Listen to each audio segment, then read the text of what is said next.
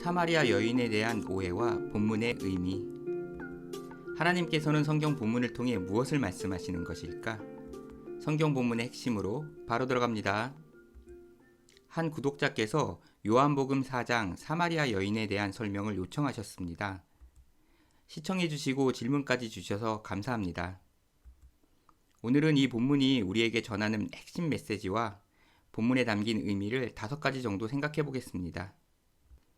예수님과 제자들은 유대를 떠나 갈릴리로 이동 중 중간에 위치한 사마리아의 수가라는 동네에 들르십니다. 그때 한 여인이 물을 기르러 우물로 나왔는데 그 시간이 6시쯤이라고 합니다. 유대 시간에 6을 더하면 오늘날 우리가 사용하는 시간이 됩니다. 따라서 그 여인은 정오인 12시쯤 우물로 나온 것입니다.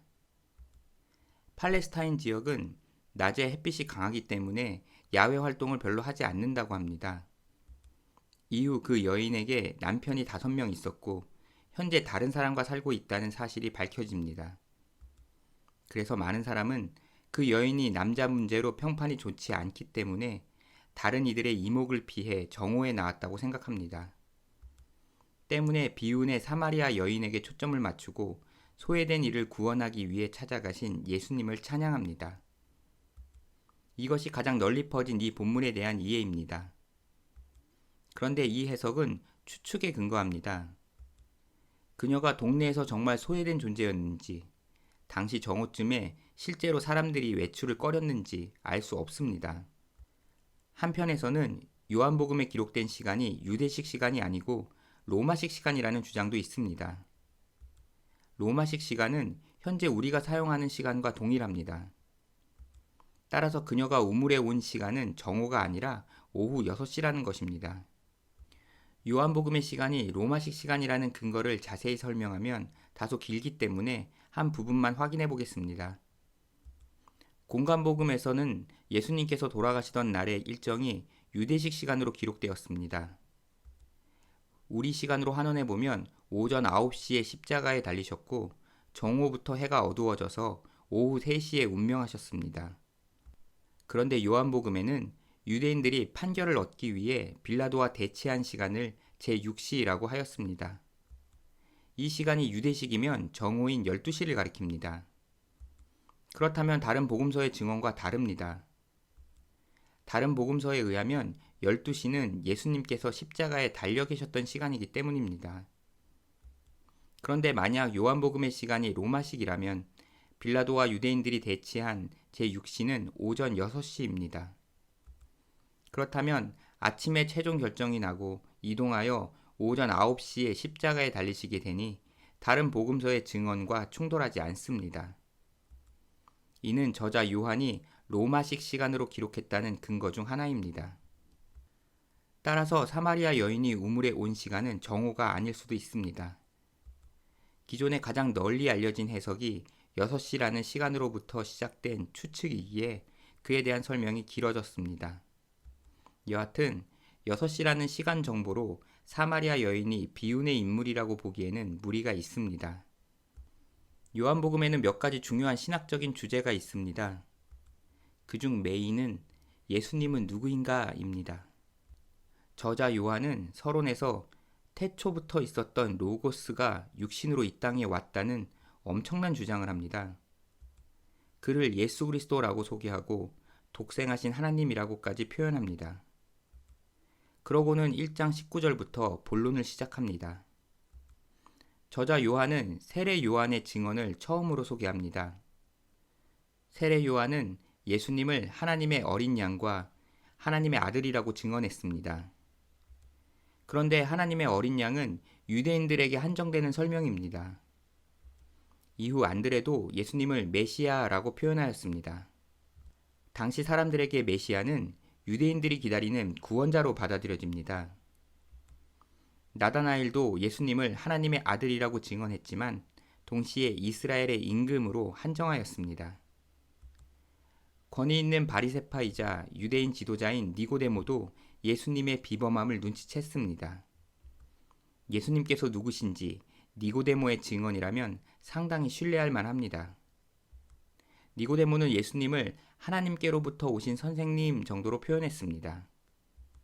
그러자 예수님께서는 하나님께서 일하시는 신비를 언급하시며 니고데모의 한계를 드러내셨습니다. 그러면서 하나님께서 아들을 세상에 보내신 이유는 세상이 구원받게 하시려는 것이라고 밝히십니다. 당시 다신론적인 세계관 속에서 하나님의 아들이라면 단지 유대인들의 신의 아들이라고 여겨집니다. 혹은 당시 세계를 통치하던 로마의 황제 후보자라는 정치적인 의미로 받아들일 수도 있습니다. 그래서 예수님께서 하나님의 아들은 단지 유대인의 구원자나 유력 정치가가 아니라 세상을 구원할 뿐이라고 밝히신 것입니다. 그러나 많은 사람은 그건 당신의 주장일 뿐이라며 무시할 것입니다. 그래서 저자 요한은 그에 대한 답변인 세례 요한의 증언을 전합니다. 그리고 오늘 우리가 살펴보는 사마리아 여인과의 대화를 소개합니다. 유대인들에게 있어 사마리아인들은 구원받을 수 없는 이방인입니다. 게다가 역사적으로 갈등도 크고 신학적으로도 다른 종교로 치부해버리는 이단과도 같은 존재입니다. 요한은 그러한 배경을 모르는 독자들을 위해 상황을 설명하였습니다. 그러나 그들도 야곱을 조상으로 여기며 그가 판 우물을 사용하였습니다. 그리고 유대인들과 같이 메시아를 기다리고 있었습니다. 예수님께서는 그녀에게 자신이 메시아임을 밝히십니다. 그녀는 예수님께서 메시아임을 증언합니다. 결국 사마리아 사람들은 예수님을 세상의 구주라고 믿습니다. 따라서 저자 요한은 예수님이 유대인들만의 구원자가 아니고 세상의 구원자라는 사마리아 사람들의 증언을 소개한 것입니다. 이 사건은 사마리아 사람들에게 구원의 길이 열린 것처럼 전 세계 다른 이방인들에게도 구원의 길이 열렸음을 알려줍니다. 따라서 이 본문의 핵심 메시지는 예수님은 유대인들만의 구원자가 아니고 세상의 구원자이시다입니다. 약간 길어지지만 조금 더 구체적으로 살펴보아야 할 내용이 있습니다. 첫째, 영원히 목마르지 않는 물에 대해 말씀하신 이유입니다. 예수님께서 주시는 물은 많은 분이 아시듯 성령입니다. 보다 구체적으로 설명하면 인간에게 내주하시는 보혜사입니다. 이처럼 예수님께서 성령을 주시는 분이라는 사실은 요한이 복음서에 남긴 중요한 신학입니다. 성령을 물로 비유하신 이유는 생명이 없어서는 안 되는 특성 때문입니다. 인간은 물이 없으면 살 수 없듯 성령으로 새롭게 되지 못하면 살 수 없습니다. 그리고 야곱의 우물과 예수님께서 주시는 생수를 비교한 의미도 있습니다. 혈통으로 보면 예수님은 모든 유대인의 조상인 야곱에 종속됩니다. 그런 시각으로 보면 예수님께서 어떤 분이신지 본질을 볼 수 없습니다. 야곱은 육신의 목마름을 해결할 우물을 파주었지만 예수님께서는 영생하도록 솟아나는 샘물을 주시는 분입니다. 즉, 혈통에 종속되지 않는 초월자이심을 야곱의 우물과 비교하여 알려주신 것입니다. 둘째, 남편에 관해 물어보신 이유입니다. 표면적으로 보면 예수님께서 그녀의 사적인 정보를 밝혀 비범한 분임을 증명하신 것으로 보입니다. 그러나 저는 이면적인 의미도 있다고 생각합니다. 사마리아 여인이 누구도 남편이라고 할 수 없는 형편은 사마리아의 신앙 상태를 보여주는 비유입니다. 사마리아는 온전한 여호와 신앙이라고 할 수 없이 여러 종교가 혼합된 상태입니다. 마치 남편이 여러 바뀌었고 현재 있는 남자도 남편이라고 부를 수 없는 상태입니다. 이 해석이 너무 과하다고 생각하는 분들도 있을 수 있습니다. 그런 분들은 하나의 해석을 제안한 것으로 받아들여 주시면 감사하겠습니다. 셋째, 영과 진리로 예배할 이때는 언제인가입니다. 오늘 본문에서 중요한 내용 중 하나입니다. 율법은 성전 중심의 예배를 가르쳤습니다. 그래서 유대인들은 예루살렘 성전에서 예배드렸습니다. 한편 사마리아 사람들은 그리심산에 성전을 짓고 예배를 드렸습니다. 그들은 자신들이 옳다고 생각했습니다. 그러나 예수님께서는 그리심산에서 예배드린 전통이 잘못되었다고 가르쳐 주십니다. 율법이 제시한 성전은 그리스도의 모형이었습니다. 성전의 실체인 그리스도께서 오셨기 때문에 이제 예배 장소는 문제가 되지 않습니다. 하나님께서 영이심으로 예배는 영적 관계성을 지닙니다. 따라서 그리스도를 영접하여 성령으로 거듭나면 진정한 예배를 드릴 수 있다는 말씀입니다. 넷째, 34절에 나의 양식은 무엇인가입니다. 많은 경우 이 부분을 예수님의 사명이 복음 전파이기에 전도를 식사처럼 중요하게 여기셨다고 해석합니다. 또는 전도를 하니 식사한 듯 부족함이 없다는 의미로 받아들이기도 합니다. 그러나 이어지는 비유를 보면 나의 양식은 추수하여 거두어들인 곡식입니다. 비유하신 추수할 곡식은 생명을 얻을 사마리아 사람들입니다. 나를 보내신 이의 뜻을 행하며 그의 일을 온전히 이루는 것은 십자가 대속사역을 가리킵니다. 따라서 복음 전파 사역을 양식처럼 여기셨다기보다 대속사역을 통해 추수한 생명을 나의 양식이라고 하신 것으로 보입니다. 과거 누군가로부터 사마리아 사람들에게 메시아를 기다리는 신앙이 전해졌습니다.